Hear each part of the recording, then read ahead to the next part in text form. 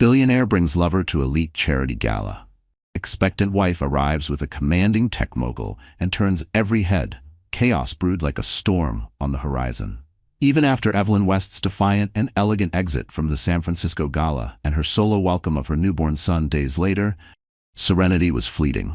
Whispers of corporate sabotage, personal vendettas, and hidden alliances clung to her every move. Meanwhile, Julian fumed in silence, weighed down by guilt and unsaid apologies, as his grip on the West Tech legacy weakened with each passing day. And as for Giselle, her polished facade began to crack under the pressure of gossip columns and internal unrest. No one could have foreseen the intricate mess of lies and revenge that would unravel in the wake of their public downfall and private despair. Now, the real war for justice and second chances would ignite. Morning sunlight spilled through the hospital room's tall windows, bathing Evelyn's weary face in soft warmth as she held her infant, Michael James West. Only a few days old, he was a fragile symbol of resilience in the chaos that had consumed her world. Beyond the walls of her room, the press spun theories. Had Julian even come to meet his son? Would Evelyn still reside at the West family estate? And where did Damian Cole, the discreet yet influential CEO, fit into this maze of betrayal and power plays? Natalie Pierce, Evelyn's loyal confidant and longtime publicist, stood quietly at her bedside, scrolling through her phone. "You're looking better," she noted, spotting a faint flush returning to Evelyn's cheeks. Evelyn gently traced her thumb along Michael's tiny cheek. "He gives me strength," she whispered, "even when everything else is chaos." Natalie gave a knowing nod. "Julian's lawyer reached out," she said cautiously. "They're flagging possible custody issues. Seems like he wants to discuss an agreement, but they're being vague." Evelyn's eyes hardened with a flicker of pain. "Negotiate? He's barely been here since Michael was born, and now he wants to bargain for rights?" Natalie softened her tone. "It doesn't necessarily mean he'll push for a messy custody fight, just that he's opening the door." Evelyn let out a quiet breath and looked down at her sleeping baby. A courtroom battle was the last thing she wanted, especially now, but she knew Julian too well. She could already feel the subtle moves being made. "I'll deal with that later," she said, placing a gentle kiss on Michael's forehead. "Right now, I just need peace." Her phone buzzed. It was Damian Cole. She glanced at his message. "How are you and the baby holding up? Let me know if you need anything. Anytime." The warmth in his words settled over her like a soft blanket. She typed a brief reply. "Thank you. We're safe and resting." She didn't want to rely too much on Damian, but his quiet, constant support had become a lifeline in the chaos. The next day, Evelyn was discharged from the hospital. Natalie insisted on driving her back to the West Estate, while a private nurse sat in the back seat keeping an eye on Michael. The sprawling San Francisco property loomed as they pulled into the private drive. Evelyn glanced up at the familiar columns and wide windows, remembering the times she used to walk through those doors with pride, back when life had felt intact. "You sure you want to stay here?" Natalie asked gently, cutting the engine. "It's not too late to look for a more private place." Evelyn looked toward the nurse beside her. With Michael so young and her own body still recovering, the thought of moving into a new, unfamiliar space felt overwhelming. "For now, I'd rather stay put," she said. "At least I know the staff here. I trust them. I'll decide later if we need to move." Inside, the marble-floored lobby was quiet. Most of the longtime staff had lined up respectfully. Security, housekeeping, even the chef. They offered soft congratulations and warm, subdued smiles for the new arrival. Evelyn felt their empathy, their quiet loyalty, a stark contrast to Julian's absence. She made her way upstairs, Natalie carrying the baby carrier. The nursery had been recently redone, a soothing space of soft grays and blues, plush toys lining the shelves. The crib, beneath a delicate canopy, looked like a safe harbor. As she gently laid Michael down, Evelyn felt a wave of fragile comfort. "At least my child has a place of peace," she thought, "even if the rest of this home is filled with ghosts." Down the hall, Julian's office door was slightly ajar, but he was nowhere in sight. In the back of her mind, she braced for the inevitable confrontation. It came sooner than expected. The next morning, Evelyn rose early to nurse Michael and decided to walk through the rooftop garden. She hoped the morning air would soothe her before the storm of legal documents that was sure to come. As she rounded the corner near the reflecting pool, she saw Julian stepping out of his town car, briefcase in hand. He stopped, his gaze locking with hers across the rooftop terrace. Then, slowly, deliberately, he began walking toward her. Evelyn tightened her hold around Michael, instinctively shielding him. "You look well," Julian said stiffly, his hands buried in his coat pockets. His eyes flicked down to the baby. "How is he?" Evelyn looked down at Michael's peaceful face, still asleep in her arms. "He's perfect," she answered, though her throat ached from holding back everything else she wanted to say: betrayal, exhaustion. She ignored the tight knot of anger and sorrow building in her chest. "He's all I need right now."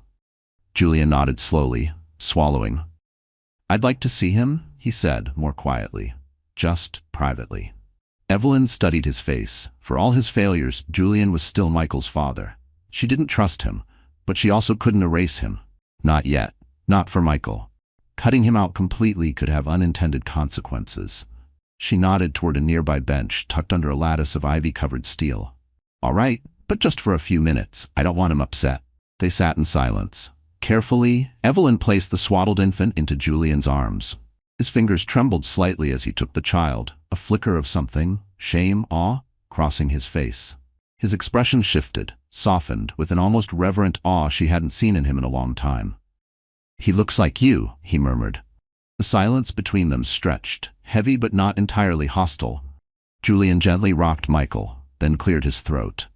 "I need to apologize," he said, voice unsteady. "Things spiraled. I didn't mean to hurt the company or you. I lost control." Evelyn's nails dug into her palm. The apology sounded rehearsed, but the crack in his voice gave her pause. Her heart pounded harder in her chest. "If you're really sorry," she said calmly, "then do what's right for Michael. End these ridiculous headlines. Stop letting Giselle drag everything into chaos." Julian's grip tightened around the baby. "Giselle's not the source of every problem," he said defensively. "She's complicated, yes, but I can handle her." "You can't even handle yourself," Evelyn snapped, her voice low but cutting.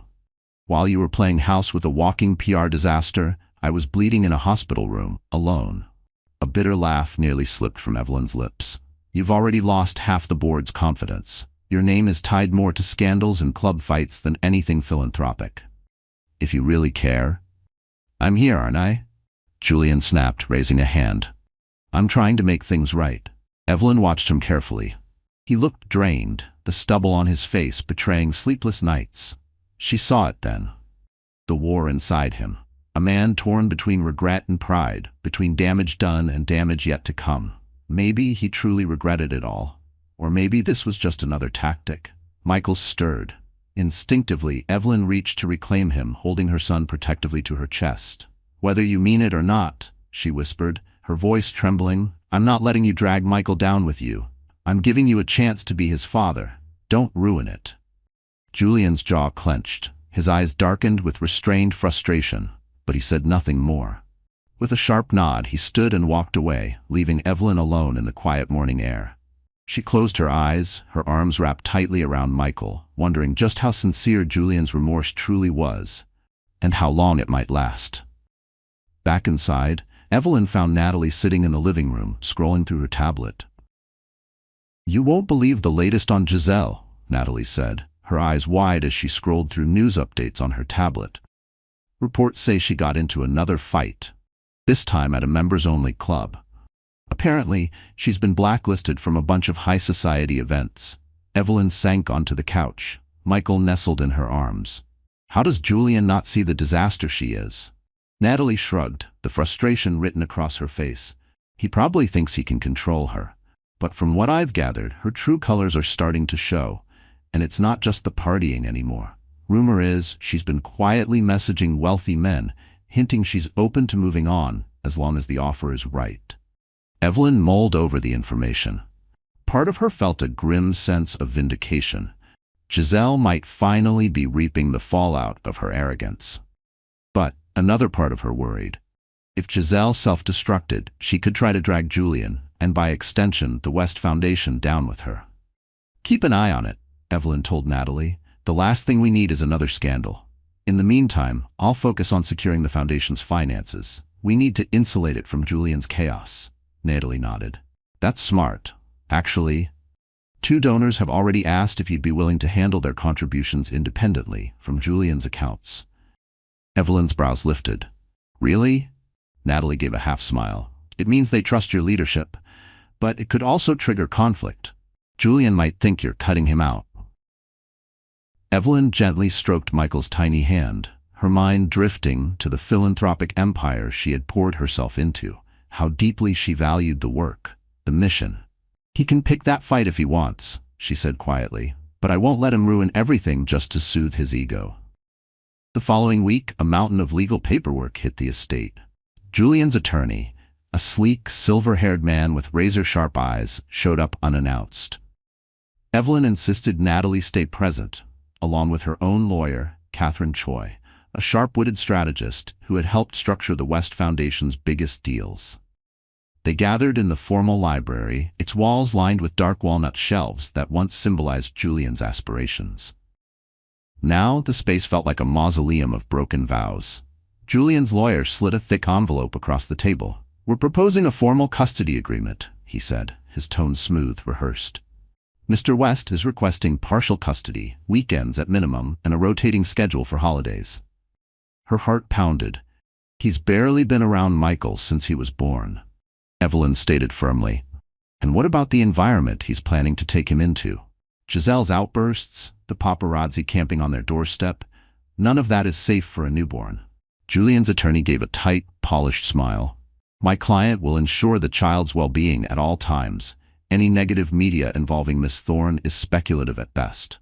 Catherine, Evelyn's attorney, responded smoothly. My client's priority is to shield her son from instability and public spectacle, especially at such a vulnerable age. We're proposing supervised visits, she continued, until Mr. West can demonstrate a stable home life. The room stiffened with tension. Julian's lawyer leaned forward, folding his hands together. That would be humiliating to my client. It paints him as an unfit father. Evelyn's eyes flared. He hasn't shown me anything to prove otherwise. I'm not trying to keep him from Michael, but I won't risk my son's safety or peace of mind. The negotiation went back and forth, voices calm but edged. After lengthy discussion, they landed on a temporary agreement. Julian could visit Michael at the West estate, under Evelyn's supervision. They would revisit the terms once the baby was older. Julian's attorney left with a curt nod, warning that a more formal legal challenge might follow if Evelyn refused to compromise in the future. Once the room was quiet again, Evelyn sank into the nearest chair, eyes shut, utterly drained. I never wanted this, she murmured to Catherine and Natalie. I always thought Julian would be better. Natalie placed a comforting hand on her back. I know, but right now, it's about protecting you and Michael. Catherine stood, gathering her paperwork. I'll file everything in court. In the meantime, be cautious. Julian may escalate things. While Evelyn grappled with custody negotiations, Damian Cole made discreet outreach to the West Foundation. One quiet afternoon, Evelyn received a call from him directly. Evelyn, he said, warmth in his voice, how are you and the little one holding up? We're managing, she replied, a soft smile creeping in despite the exhaustion. Michael's a handful, but every moment matters. I'm glad, Damian said sincerely. Actually, I wanted to talk about a potential partnership. My board at Cole Innovations is preparing to launch a line of pediatric medical software. If we partner with the West Foundation, we could scale these services dramatically. Evelyn's heart lifted. The vision he was describing, reaching underserved children with cutting-edge care, was the kind of work that reminded her why she fought so hard to protect the foundation. That sounds incredible, Evelyn said, her voice steady but cautious. But we have to move carefully. Julian still technically holds some authority over the foundation. If he thinks I'm making big moves without his involvement, it could trigger legal or financial pushback. Damian paused. I understand. Maybe I can arrange a meeting with both of you. I'll focus on the mission of the foundation. That way, he won't feel excluded. Evelyn's stomach tensed. The thought of sitting across from Julian again, of pretending things were normal while resentment simmered beneath the surface, felt like walking a tightrope over glass. The idea of a joint meeting with Julian tugged at Evelyn's nerves, but the potential benefits were too important to ignore. "Set it up," she agreed, forcing the words past the knot in her throat. "I'll do my best to keep things professional." The next day, a meeting was arranged at Cole Innovations' sleek headquarters in downtown San Francisco. When Evelyn arrived with Natalie, she found Julian already seated in a glass-walled conference room, tapping his fingers rhythmically on the table. Giselle was notably absent, a small relief. Damien greeted them with calm, polished professionalism. He launched into a detailed presentation of the new pediatric medical platform, highlighting how a partnership with the West Foundation could revolutionize access to children's healthcare services. As he spoke, Evelyn's eyes brightened. It was more than numbers and charts. It was hope. A rare, concrete way to make a difference. A legacy she could believe in. Julian remained mostly silent throughout the presentation, but each time Damien addressed Evelyn directly, Julian's jaw visibly tightened. His eyes narrowed slightly, unreadable, but full of quiet calculation. Finally, during the Q&A portion, Julian broke his silence. "So, what exactly are you proposing?" he asked coolly. "A full merger of philanthropic efforts? Or do you just want to use our name for PR?" Damien didn't flinch. "This is a genuine collaboration. The West Foundation's reach is significant, and I believe in Evelyn's vision. This synergy would benefit everyone involved." A beat of tension passed. The word vision seemed to hang in the air, vibrating between them like a fault line. Evelyn felt a flicker of defiance. "My vision, something Julian once supported, but had slowly dismissed over time. This could restore trust in the foundation," she added, keeping her tone diplomatic. "It shows donors were evolving, that we're thinking forward." Julian looked at her for a beat. "I'll think about it," he said shortly. "I want time to review the documents." He stood, gathered his papers, and exited the room with only a terse nod. Damien and Evelyn exchanged uncertain glances. Even Natalie looked puzzled. The air still held Julian's tension, like static that hadn't discharged. The seeds of a promising partnership had been planted, but Julian's approval remained a critical, unpredictable variable. Meanwhile, as Julian clung to his illusion of control, Giselle Thorne's glamorous life began to unravel. Her invitations to elite events vanished. Designers stopped sending her complimentary collections. Her designer gowns stopped arriving. Even her social media sponsorships dried up, brands distancing themselves from her erratic behavior. One late evening, Giselle sat alone in her luxurious penthouse suite at a boutique hotel, staring at an untouched bottle of vintage champagne. She twirled the stem of the glass between her fingers, debating whether to call a wealthy acquaintance, someone who might bail her out of the financial mess she could no longer ignore. Her phone buzzed. It was a gossip columnist she often fed tips to. "Giselle, darling," the voice purred. "Any updates on Julian? Word is he's crawling back to Evelyn now that there's a baby. Are you two even still together?" Giselle's jaw tensed. "We're fine," she lied smoothly, forcing a chirpy tone. "He's just focused on the foundation. We're planning a getaway soon." "Ooh, hope that means a private island," the columnist giggled. "Keep me in the loop, sweetie." The call ended. Giselle tossed the phone onto the velvet couch, her eyes fixed on the city lights shimmering beyond the window. She had staked everything on Julian's power, believing she'd be one half of a dazzling power couple, but now she was on the sidelines. He no longer gave her attention. Rarely stayed the night. Always citing foundation work or the backlash in the press. A fury took hold of her. Evelyn took everything. His respect, his image, the future that should have been mine. Then, she thought of one final card she still held. Secrets Julian had let slip in confidence. Shady financial moves, risky alliances. At the time, he had spoken with casual bravado. But if the press caught wind of those skeletons, Julian's barely holding reputation would crumble. She hesitated. Blackmail might buy her a temporary solution, but it could also destroy any future she hoped to salvage with him. Still, doing nothing meant disappearing into irrelevance, something she refused to accept. Despite Julian's disengagement from Cole Innovations, the partnership talks continued. Damien arranged a second meeting, inviting both Julian and Evelyn to a high-profile fundraiser held at a skyscraper in San Francisco. The event targeted elite donors who could help bring the pediatric healthcare initiative to life. Evelyn arrived in a sleek black cocktail dress, her first evening out since giving birth. Her nerves fluttered, but she had left Michael in the care of the estate's most trusted nurse. Julian arrived shortly after, immaculate in a tailored navy suit. His expression was reserved. As they stood side by side, preparing to take the stage, a strange wave of nostalgia swept through Evelyn. We used to do this together, Evelyn thought. Presenting a united front used to be effortless. Now, standing beside Julian on stage, the atmosphere between them felt tight, strained. Damian Cole introduced them to the crowd as two visionary leaders united by a shared passion for children's healthcare. Evelyn caught Julian offering a polite nod during the introduction, but the subtle tension in his jaw betrayed lingering irritation, especially when it was her turn to speak. The memory of happier times briefly flashed in her mind, intensifying the sting of the present.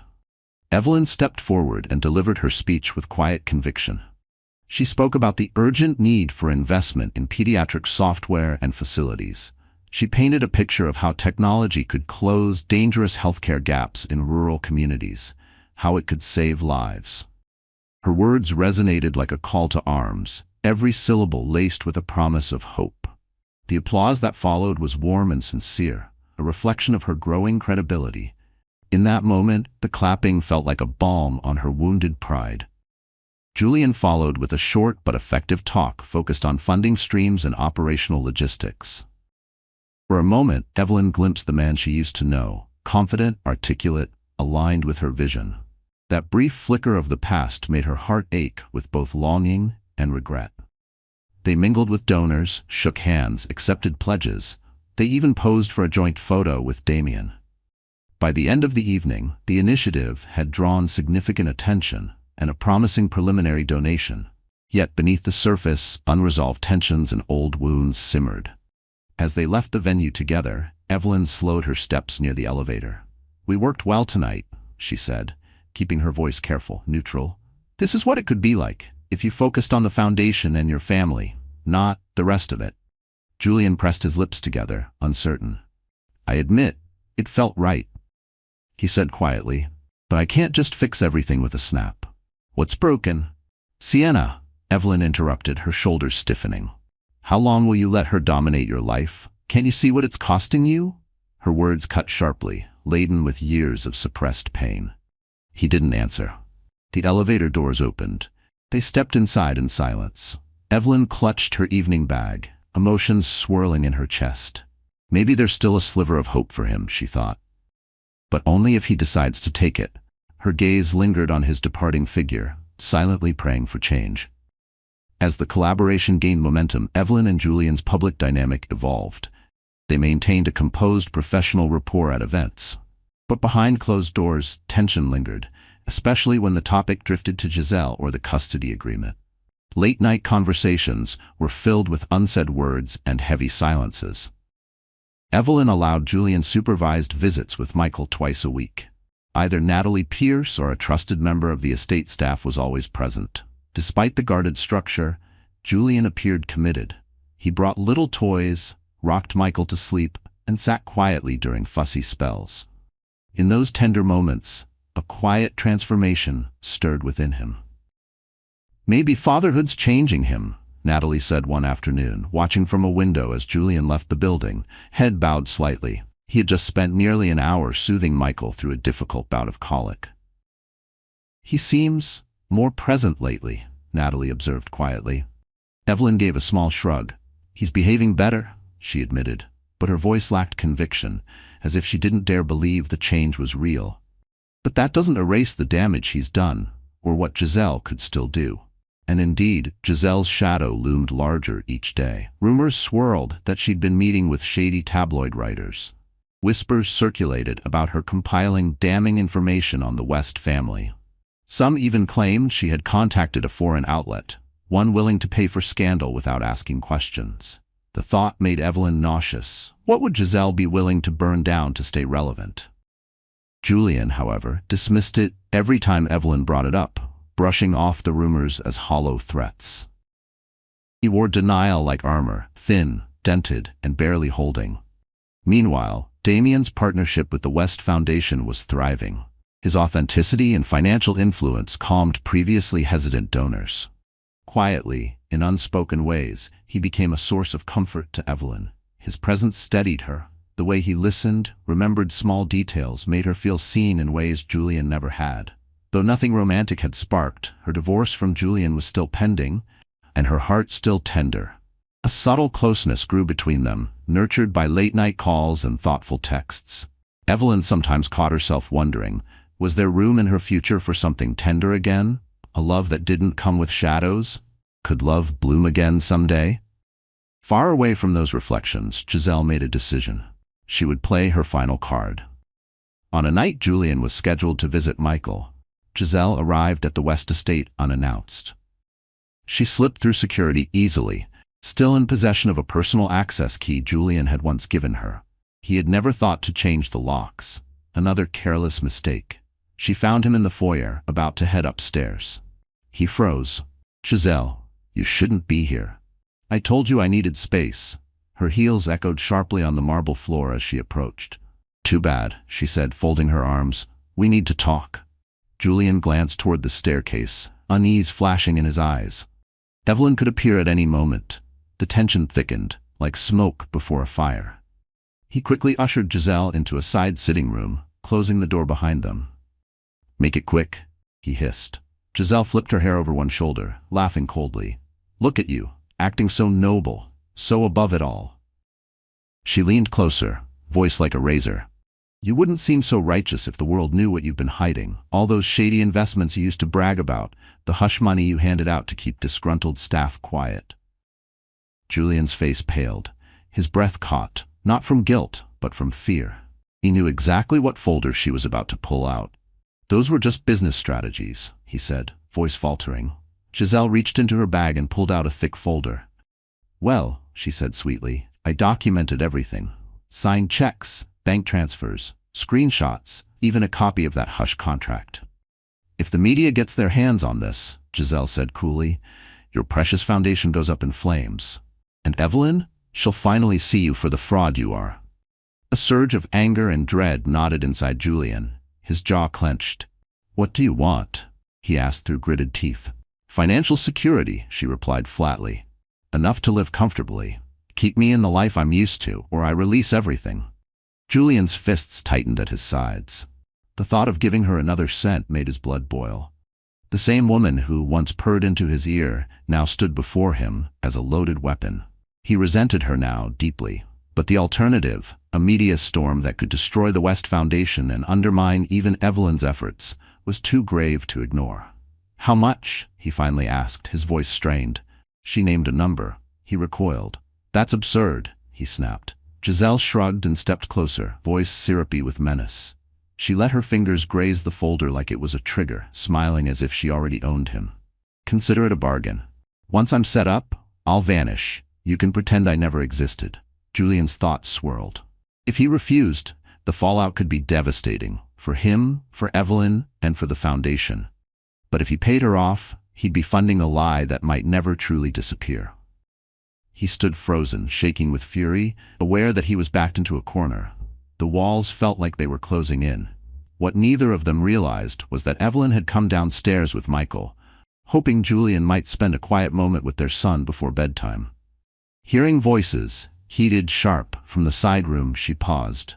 The words "hush money" cut through the air like a blade. Her heart stopped.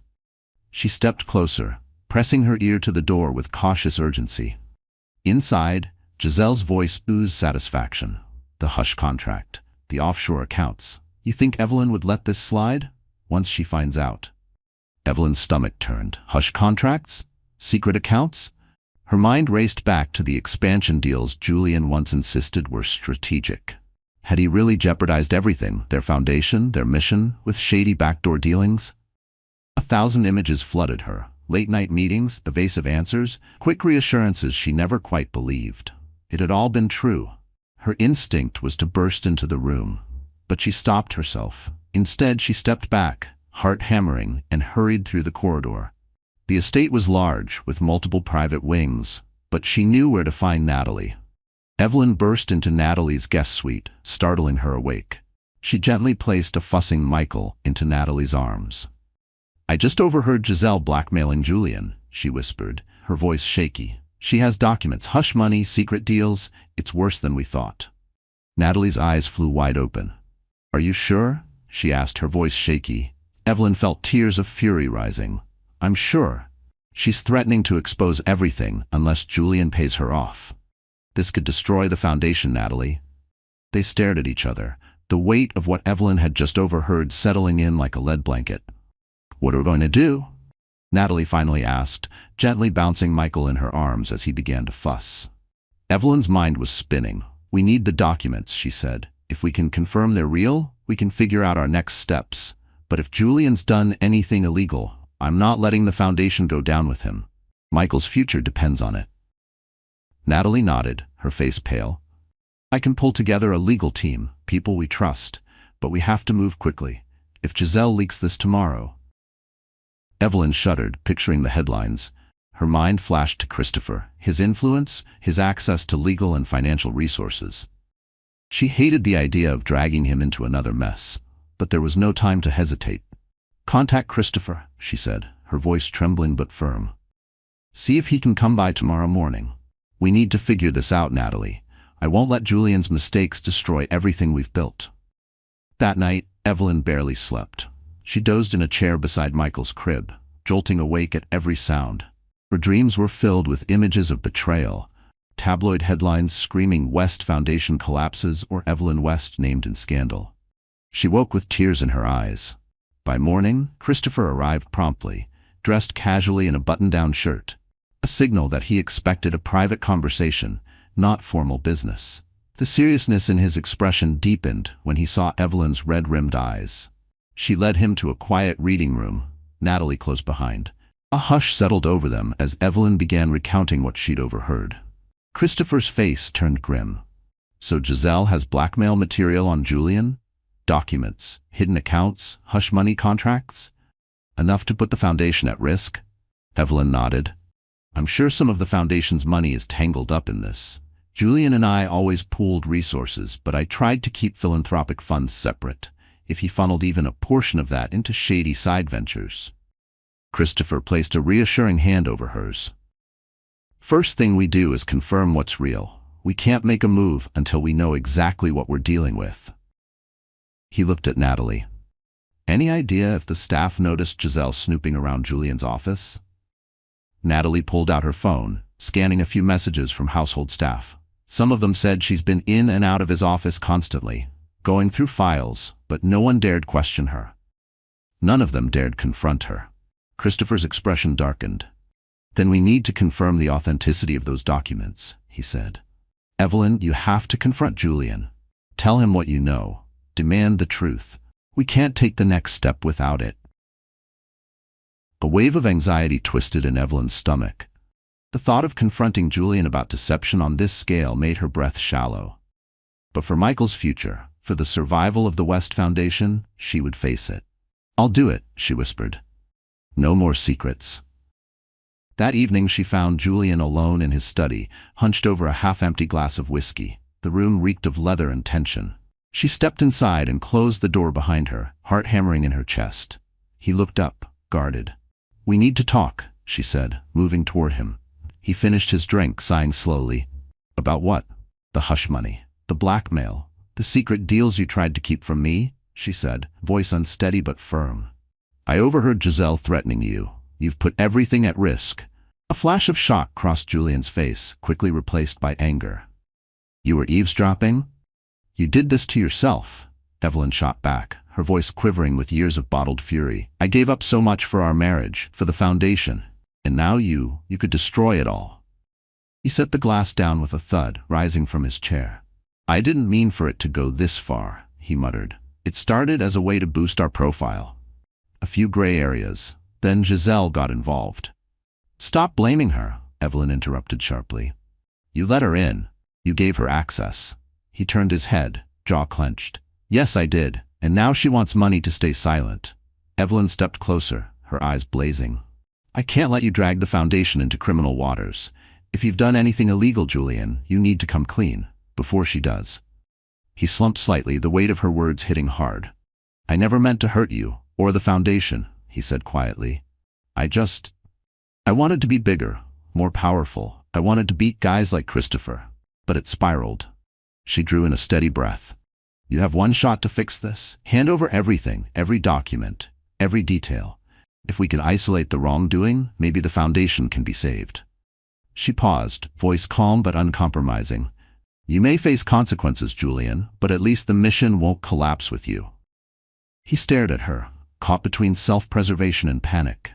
"Do you really think you can salvage what's left?" Evelyn's voice hardened. "With or without you, I will. For Michael." Julian swallowed. "I'll gather the files, but if I do, you have to promise you won't feed me to the wolves." She hesitated, the war between conscience and rage playing out in her chest. "I'll do what's right," she said evenly, "but I'm not protecting you from the consequences of your actions." The next morning, Julian called Evelyn to his study. Papers were scattered across his desk, loose sheets, USB drives, bank printouts. His eyes were bloodshot from a sleepless night. "I pulled together everything I could," he said flatly. "Some of it's borderline, shell companies, questionable donations. Others may be outright illegal. I was chasing growth fast. Giselle knows bits and pieces." Evelyn's stomach knotted as she sifted through the documents, wire transfers, obscure consultancy invoices. Several trails hinted that some of the West Foundation's funds had been funneled, masked by fake administrative costs. "This is worse than I thought," she murmured. Natalie and Christopher joined them, each reviewing the material meticulously. Christopher's brows drew together as he examined a series of flag transactions. "If these are donor funds redirected into private ventures," he said grimly, "you're staring down serious fraud charges." Julian sank into his chair, fiddling nervously with his cufflinks. "I know that now. I'll do what I can to fix it. But Giselle still has her copies, and she could leak them at any time." Natalie looked up from a spreadsheet. "If we go public first, admit the mistakes, and promise full transparency, her leverage weakens." Evelyn chewed her lip. "But that also means public humiliation. The Foundation's name. My name." Christopher placed a steady hand on her shoulder. "Transparency might be the only way to protect the Foundation long term. If we frame it as internal mismanagement, you're now correcting, it positions you as a responsible leader. Julian," he added, "you'll still take the fall, but you'll be taking responsibility too." Julian exhaled shakily. "I'll do it. I can't let everything fall apart." He looked at Evelyn. "For Michael," she gave a short, firm nod. "We'll plan a press conference, full disclosure, immediate corrective steps. After that, Giselle's threat means nothing." They spent the rest of the day drafting statements, preparing for media fallout, and outlining key talking points. Diana Nguyen, Evelyn's lawyer, joined by speakerphone. Diana continued to guide them through legal risks and implications, and by the end of the day, they had a plan. Risky, but potentially their only path forward. Yet reality rarely obeys even the best-laid plans. The very next evening, as the group finalized details for the press conference, a scathing article exploded onto a major gossip site. It exposed fragments of the West Foundation's questionable financial history, just enough to ignite scandal, but not enough to reveal the full truth. The source was listed as an anonymous insider, but the tone, the phrasing, it reeked of Giselle. Each word felt sharpened with intent. It wasn't just exposure, it was vengeance, dressed in clickbait. Phones lit up in a frenzy. Donors called in a panic. Journalists demanded interviews. Social media churned with suspicion and outrage. Had charitable donations been misused? Was Evelyn complicit? Evelyn felt a wave of nausea wash over her as she stared at the article on her phone. The ground beneath her seemed to tilt. All the careful planning, the restraint, it had all been one step too late. "She beat us to it," she whispered, her voice trembling. "But only halfway. We still have a chance to own the narrative, if we act now." Diana, still on speakerphone, agreed. "You have to go fully transparent, immediately. Otherwise, it looks like you're reacting to the leak, not leading with accountability." With the pressure mounting, Julian and Evelyn hastily organized a press conference at the West Estate. News crews filled the gated driveway. Staff moved quickly, assembling a podium in the marble entryway. Security tightened around the perimeter. Photographers swarmed the gate. Drones hovered outside the windows. For Evelyn, it felt like déjà vu. A flashback to the earlier press conference, when she had tried to distance the foundation from Julian's personal controversies. But now the stakes were 10 times higher. Now her own name was on the line, her credibility, her cause. As the late afternoon sun stretched long shadows across the polished floor, Evelyn stepped to the podium. Natalie, Christopher, and Diana flanked her. Julian lingered slightly behind, shoulders tense and drawn. His posture slumped, not from shame but from the weight of everything unraveling at once. Dozens of reporters called out questions. Camera flashes burst like strobe lights. The room buzzed with barely contained chaos. Is Evelyn West resigning? Did she authorize the wire transfers? Was the foundation a front? Taking a breath, Evelyn began, voice trembling but steady. I've called this press conference to address the recent allegations concerning the West Foundation's financial integrity, she said. We have uncovered evidence of misconduct tied to certain investments linked to the foundation. She paused, steadying herself. Her gaze swept the crowd, not looking for sympathy, but to hold their attention, to command truth back from speculation. We are committed to complete transparency and to taking corrective action. An independent audit will begin immediately. Donor contributions will be protected and moved into secure, segregated accounts. A flurry of camera flashes followed as she stepped aside and Julian walked to the microphone. He looked pale, rattled. He clutched the sides of the podium like it might steady him against a tide only he had unleashed. I take responsibility, he said, his voice hoarse. I was the one who pushed those investments forward. My ambition clouded my judgment. Evelyn had no part in it. He looked out at the reporters. The foundation's mission stands. I accept the consequences. A barrage of questions erupted from the crowd. Are you resigning, Mr. West? Is Evelyn filing for divorce? What role did Giselle Val play in all this? Reporters' questions came fast and sharp. Julian raised a hand for silence. Effective immediately, I'm stepping down from all leadership roles within the West Foundation, he announced. Miss West will assume sole operational control, pending a full investigation. As for our marriage, that remains a private matter, but our mutual focus is on the well-being of our infant son, and Giselle Val holds no official standing within the foundation. A storm of follow-up questions erupted, but Diana quickly ushered them away from the podium. They rushed back inside, hearts racing. Diana offered a tense smile. You delivered the message. Now we let the public and media do what they will. Evelyn collapsed into a chair, her head spinning as the adrenaline drained from her body. Christopher knelt beside her, concern written all over his face. You did what had to be done, he said softly. This is your chance to rebuild without his shadow looming over you. She nodded slowly, eyes glistening. The truth is out, she whispered. But at what cost? Across town, Giselle watched the press conference from her penthouse, seething. She had hoped her calculated leak would force Julian into a quiet payoff, anything to avoid a major scandal. Instead, he had gone public, disowned the affair, and shouldered the blame himself. Now, her power over him had diminished. Damn him, she hissed, her wine glass trembling in her hand. She called Julian's number. It went straight to voicemail. Growling, she hurled the phone across the couch and turned her glare to the television. Fine. If he wants war, I'll drag him deeper into the mud. She began firing off cryptic tweets, hinting that she had more secrets to share. She even considered selling her folder of evidence to the highest bidder. But the press conference had cemented Evelyn's moral high ground, and now Giselle risked looking like a bitter ex grasping for attention. Turning back to her files, she realized something chilling. Her leverage was worthless, unless she could tie Evelyn to the mess. If I can twist this, make it look like Evelyn was involved, she thought darkly. Then I'm not done yet. She started digging, hunting for anything. Emails, financial records, names that could implicate Evelyn as a co-conspirator. Days after the press conference, Evelyn faced a wave of media requests and concerned donors. Yet despite the harsh headlines, many within philanthropic circles praised her for her honesty and courage. Several donors even doubled their pledges, citing her strength in crisis. Phoenix Global Tech renewed their partnership proposal, issuing a public statement. We support the West Foundation's mission and commend Evelyn West for her transparency and leadership. Our mission remains unchanged, Christopher said in a public statement. We have full confidence in Evelyn West's leadership to guide this initiative with integrity and compassion. Behind the scenes, Julian kept a low profile, retreating to a guest wing in the West estate.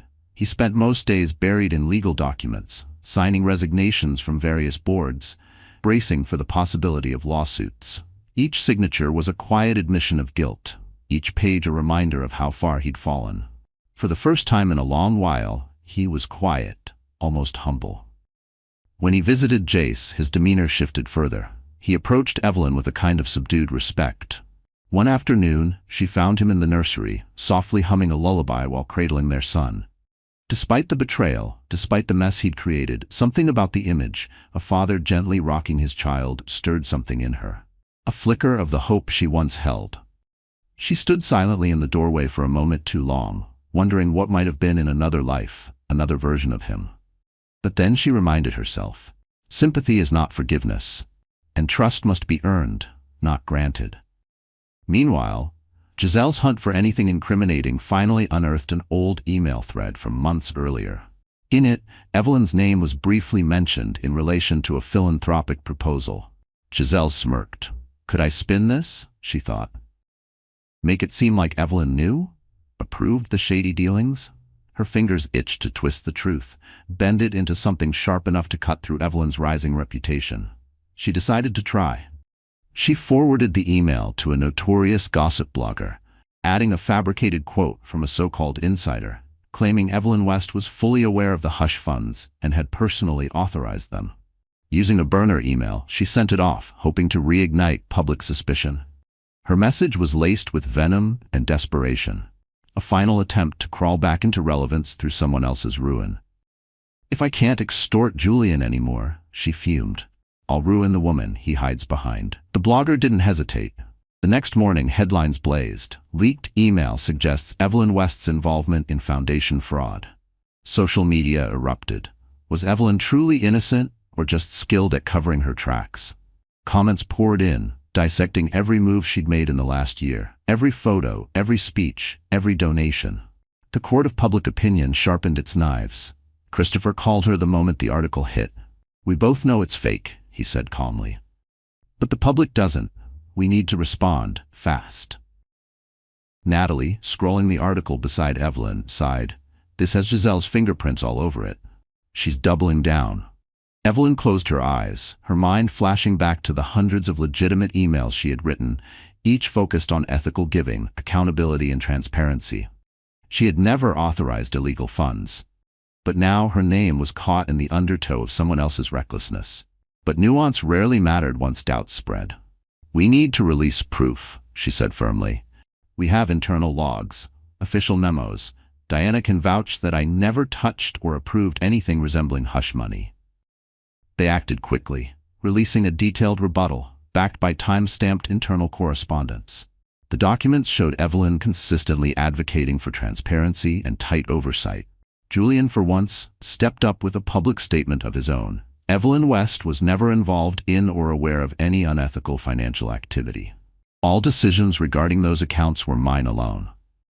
The blogger faced potential legal action if the claims weren't retracted. Confronted with mounting evidence, they quickly backpedaled, updating the story to reflect the allegations as unverified. Though the firestorm began to die down, Evelyn's nerves remained on edge. Giselle won't stop, she muttered to Natalie. Not until she's destroyed everything, or squeezed out one final payoff. But Giselle's usual weapons were failing her. Julian had cut her off completely. She was blocked from the West estate. The fabricated scandal around Evelyn had fizzled. Desperate, Giselle stormed into the lobby of Stratos Tech one afternoon, determined to confront Christopher directly, hoping to shake loose some hush money, or at the very least, stir more trouble. She claimed she had explosive information on both Julian and Evelyn. Security prepared to remove her, but when Christopher heard her name, he chose to meet her in a private conference room.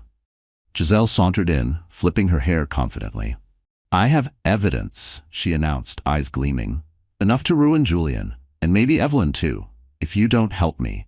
Christopher folded his arms. I'm already aware of your smear campaign against Evelyn, he said calmly. It's baseless. And if you truly have concerns, you're welcome to speak to our legal counsel.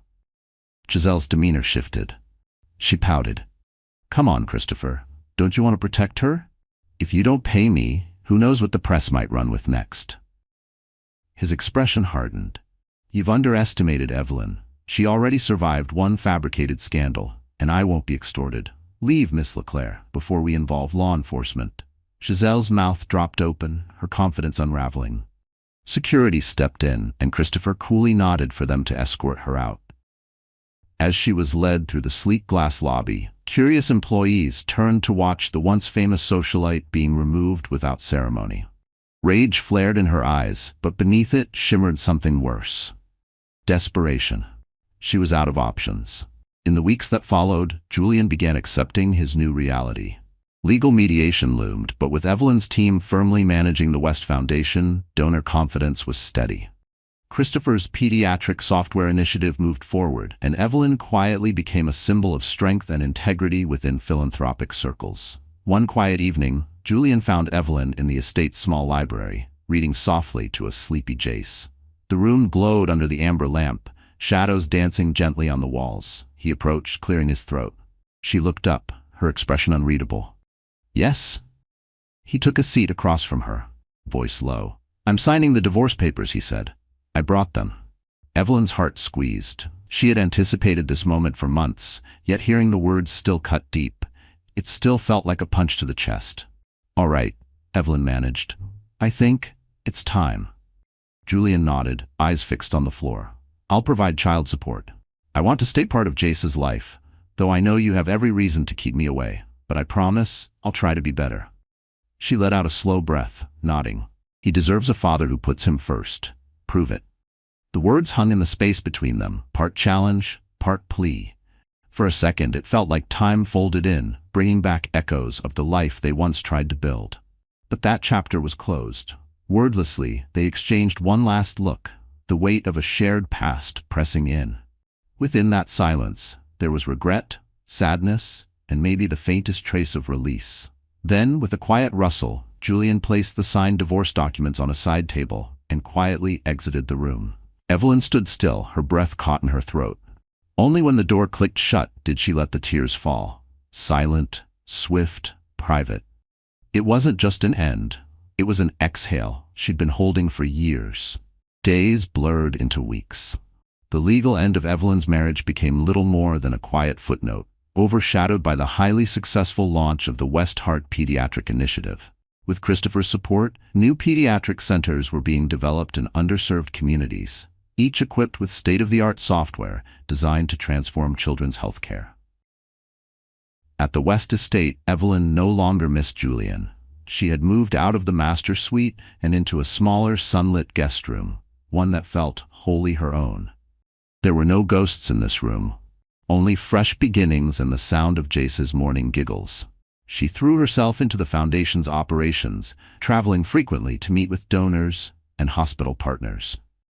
Through it all, Jace flourished, loved, protected, and blissfully unaware of the chaos he had once been born into.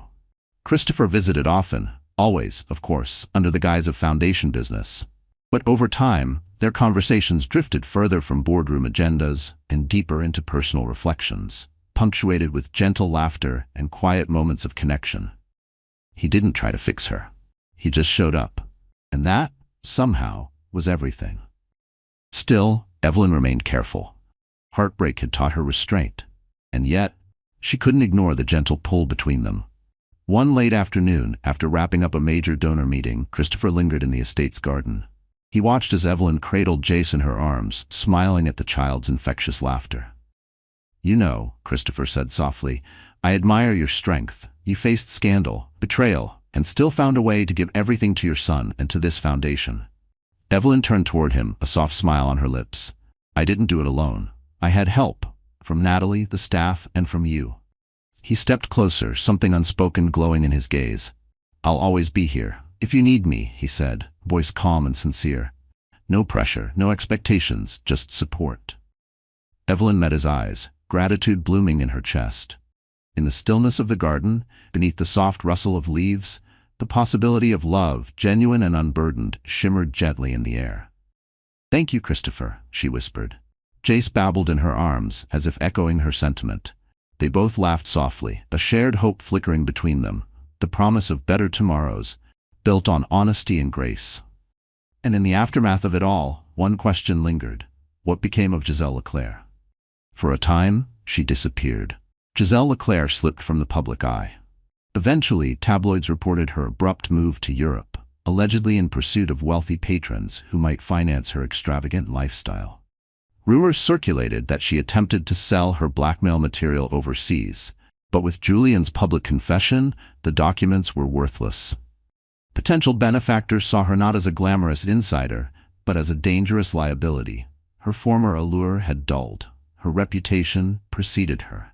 Reports trickled in of Giselle drifting between upscale clubs only to be ejected for causing scenes. She burned through her remaining savings in weeks. Then came the final blow. An Italian gossip column revealed that her name had been added to a private blacklist, an undesirable persons registry shared among elite resorts. Banned for life. The same cunning that once elevated her now rendered her persona non grata in the world she once ruled. Karma had come, swift and brutal. Months passed. The West Estate slowly transformed, no longer a monument to ego, but a home for purposeful giving. Evelyn officially moved into a modest yet elegant house near the Foundation's headquarters, though she retained partial ownership of the estate for fundraising galas and staff housing. Julian continued living in a smaller private wing.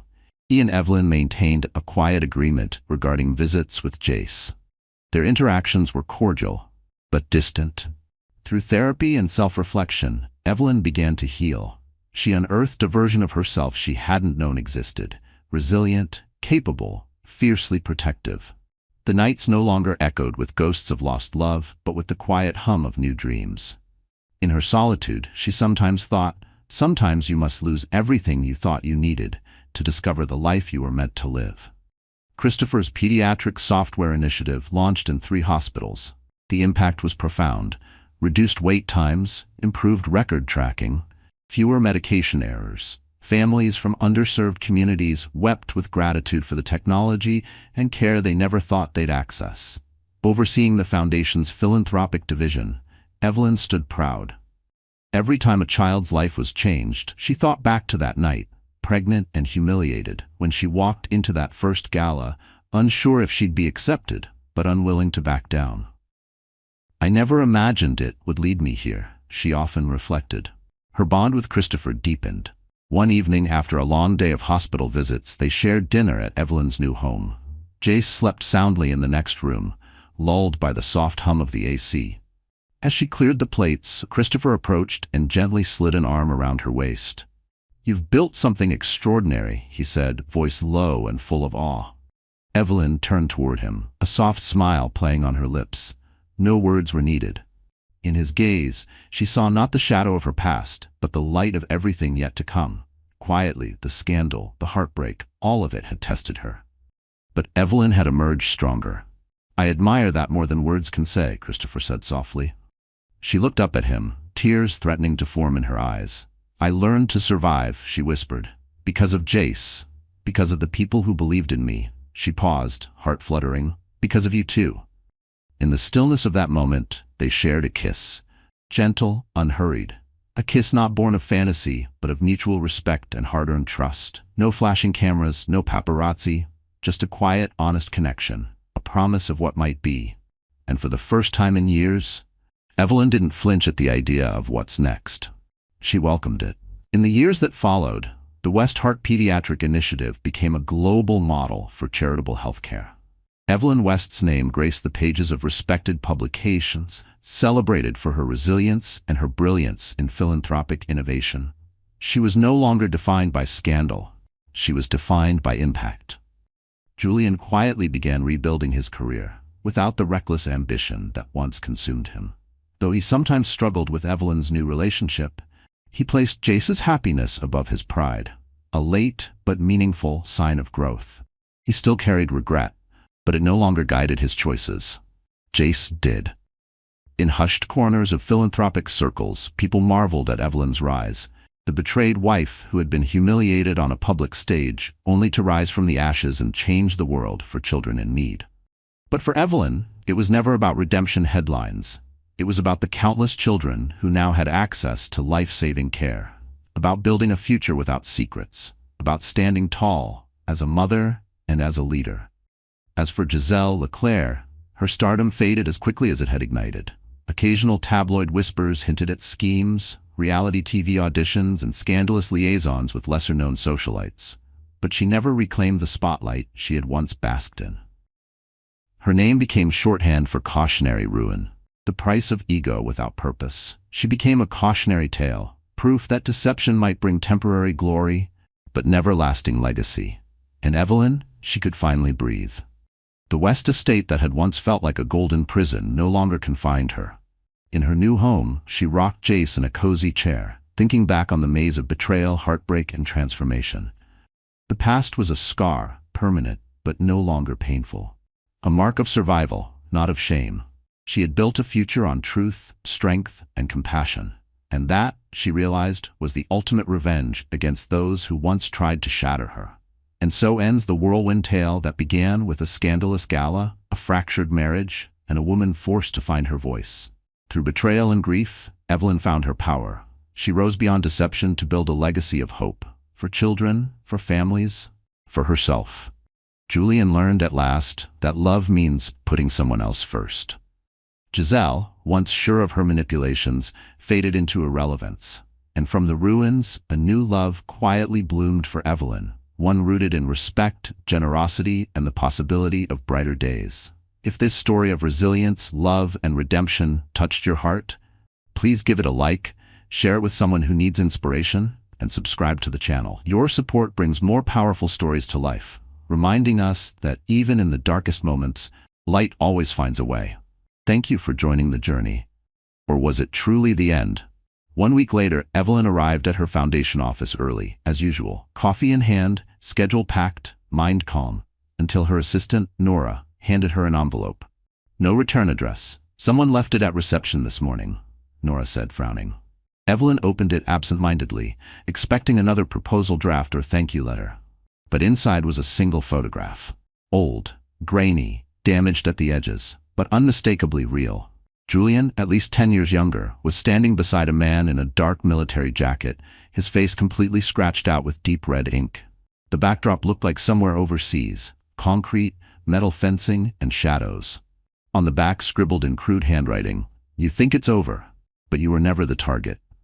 Evelyn froze. Her breath caught in her throat. Her fingers tightened around the photo. Who sent this? Why now? Was this blackmail, a warning, or something far more personal? And who was the man with Julian? Why was his face deliberately erased? Later that night, as Jace slept peacefully in his crib, Evelyn sat alone in her study, the photo still beside her. Her heart raced, not from fear, but from something else, a truth that had not yet been told. Maybe you think Evelyn's story is over, but what if there's one last secret, something even she never knew? I'm not sure what will happen if no one says anything. Maybe part 3 will stay in the dark. And maybe some truths are better left hidden. So, if you want to know what happens next, if you're still curious about that photo, or if you just want to stay with Evelyn a little longer, leave a comment below. If at least 30 people speak up, I'll share a secret Evelyn was never ready to face. But if not, then maybe some stories are meant to stay buried forever. Has Evelyn truly escaped the past, or just stepped into something darker? Do you want to see part 3?